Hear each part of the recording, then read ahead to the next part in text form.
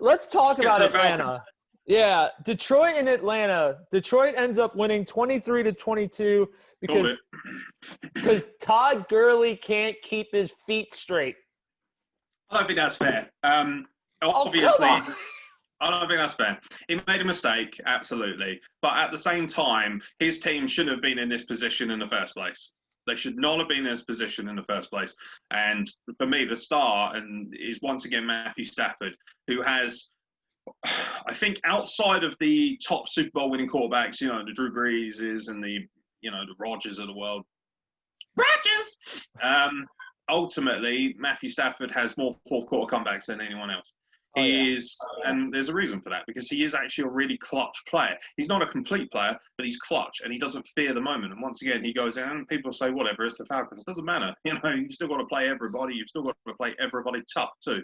And the Falcons are a lot better than, say, the Jets or this dumpster fire. So, ultimately, I think this is a fantastic result. I wanted the Lions to win. I love it when the Lions are competitive. I think the NFC North, the NFC East, is it? No, NFC it's South. the North. It's one of them. No, We'll get there NFC eventually. North. You're talking about the Lions?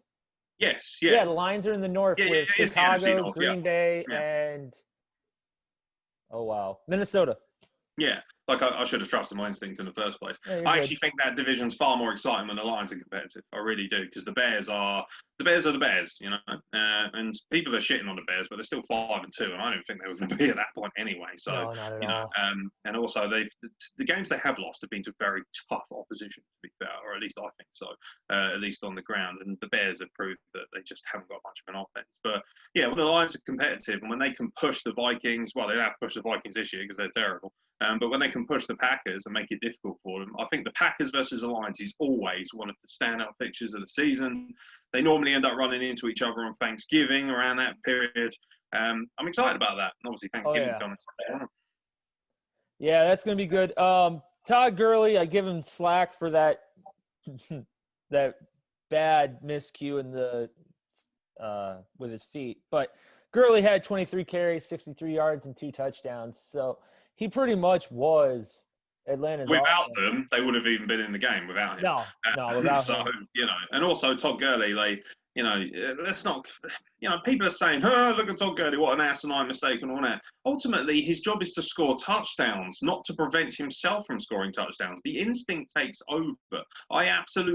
Anyone who doesn't play like myself, any of you pundits out there who may be watching this and being critical, I challenge you to put yourself in that moment, in a high contact, high octane sports game and find yourself in that position and be able to put on the brakes and just stop, like a deer in the headlights. That doesn't happen. It doesn't happen. Yeah, I agree. I mean, I give him slack for it, but what's next? At the end of the day,